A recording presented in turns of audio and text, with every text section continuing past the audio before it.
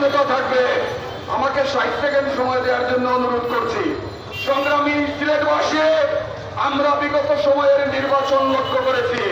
জনাব খন্দকার মুক্তাদির সাহেব যখন 2011 সালে নির্বাচন করেছিলেন, সেই নির্বাচনের আগের রাত্রে কিভাবে পুলিশ এবং আওয়ামী লীগ ছাত্রলীগ পার্শ্ব দখল করেছিল, সেন্টার দখল করেছিল।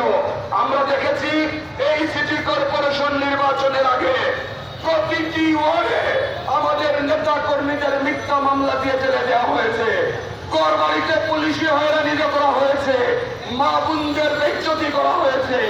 আজকে সারা বাংলাদেশে 12টি সিটি কর্পোরেশনে অবৈধ মেয়র কাউন্সিলররা বসে আছেন। আজকে আছে এই কুখ্যাত আনোয়ারুজ্জামান বাংলাদেশের সম্পদ লুণ্ঠন করেছে, 1,000 কোটি টাকা বাংলাদেশ থেকে পাচারে সহায়তা করেছে। সে কিভাবে এখনো মেয়র হিসাবে আছে?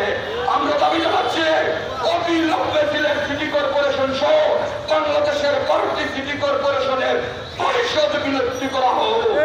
বাংলাদেশের মানুষের প্রাণের দাবি। দেখা হবে ইনশাআল্লাহ। খোদা হাফেজ। বাংলাদেশ জিন্দাবাদ, বাংলাদেশ জাতীয়তাবাদী দল জিন্দাবাদ, আগামী রাষ্ট্রনায়ক জনাব তারেক রহমান জিন্দাবাদ, দেশ নেত্রী বেগম খালেদা জিয়া জিন্দাবাদ জিন্দাবাদ।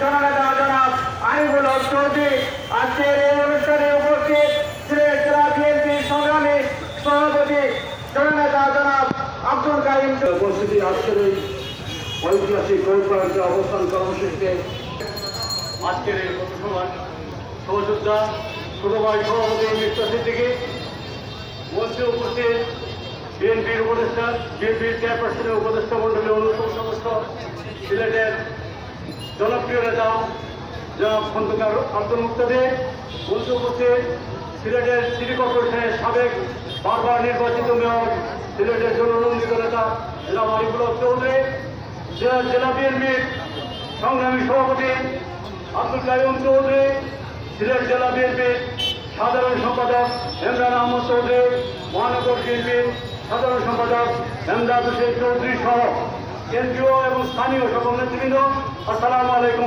রহমতুল্লাহি ওয়া বারাকাতুহু। বন্ধুরা আমার, বক্তব্য বেশি নয়, খুব স্বল্প কথার মধ্যে শেষ করব। আজকে এখানে বক্তারা স্পষ্টভাবে বলছেন খুনি শেখ হাসিনার বিচার হতে হবে এবং তাকে ফাঁসির কাছে ঝুলাতে হবে। বন্ধুরা আমার, একটাবার স্মরণ করুন, আজ থেকে 2 সপ্তাহ আগে শেখ হাসিনার নামের আগে পাবলিকরা, আমরা নয়, পাবলিকরা মাননীয় বলতে বলতে বলতে বলতে মুখে ফেনা তুলে ফেলেছে। আল্লাহর অশেষ মেহেরবানি, এই জনতার আন্দোলনের কাছে শেখ হাসিনা পদত্যাগ করে দেশ থেকে পালিয়ে যেতে বাধ্য হয়েছে। বন্ধু আমার, বিশ্ব রাজনীতির ইতিহাসে কোন স্বৈরাচার পলাতক হলে রাজনীতিতে পুনর্বাসিত হয়েছে এমন নদীর বিশ্বের ইতিহাসে নাই। অতএব শেখ হাসিনা বাংলাদেশের রাজনীতিতে পুনর্বার ফিরে আসবে, আওয়ামী লীগ ফিরে আসবে, এমন স্বপ্ন যদি আওয়ামী লীগের কোন বন্ধুরা দেখেন, তাহলে আজ থেকে এটা দিবাস্বপ্ন হিসাবে ভুলে যান।